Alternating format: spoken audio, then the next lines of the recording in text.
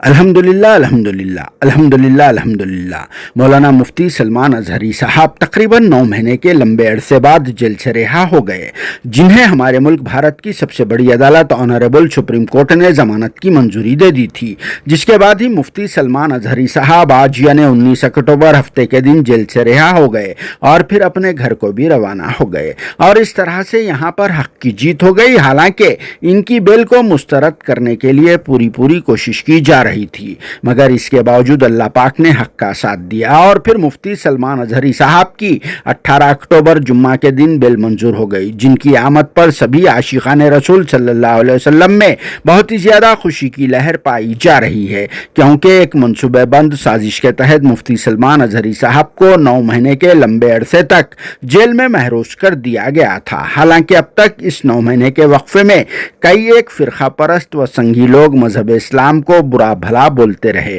اور پھر رسول پاک صلی اللہ علیہ وسلم کی شان مبارک میں بھی گستاخی کو انجام دیتے رہے، مگر اس کے باوجود ان ملعونوں کے خلاف اب تک کوئی کارروائی نہیں کی گئی اور انہیں گرفتار تک نہیں کیا گیا۔ لیکن مفتی سلمان اظہری صاحب کو تو غیر یقینی طور پر اتنے طویل عرصے تک جیل میں محروس کر دیا گیا تھا، مگر اللہ پاک کا لاکھ شکر ہے کہ آنریبل سپریم کورٹ نے سچ کا ساتھ دیا اور سینئر ایڈوکیٹ حذیفہ احمدی کی پیروی اور ان کی طرف سے داخل کی گئی پٹیشن پر آنریبل سپریم کورٹ نے بیل کی منظوری کے احکامات دے کر سارے سنگھیوں اور فرقہ پرستوں کے منہ پر تماچا بھی مار دیا، جن کی آمد پر سبھی عاشقان رسول صلی اللہ علیہ وسلم نے ایئرپورٹ کے باہر ان کا بہت ہی ادب و احترام کے ساتھ استقبال کیا اور انہیں مبارکباد پیش کرتے ہوئے اپنی خوشی کا اظہار کیا گیا، اور پھر اللہ رب العزت کی بارگاہ میں شکر بجا لایا گیا اور ان کے حق میں دعا گو ہوتے ہوئے ان کے ساتھ اپنی نیک تمناؤں کا اظہار کیا گیا۔